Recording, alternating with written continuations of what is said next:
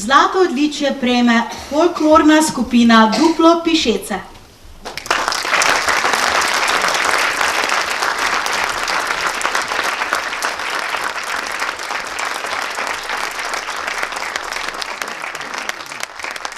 Začetek folklorne dejavnosti v Pišecah sega že v 50. leta prejšnjega stoletja, zadnjih 35 let pa skupina deluje neprekinjeno.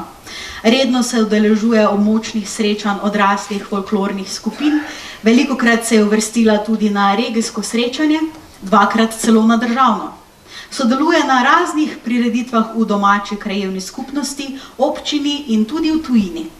Člani skrbijo za ohranjanje kulturne dediščine domačega kraja in so pred nekaj leti skupaj s priznanimi strokovnjaki izvedli raziskavo o oblačilni dediščini, nabavili primerne kostume in sestavili nekaj pišeških koreografij.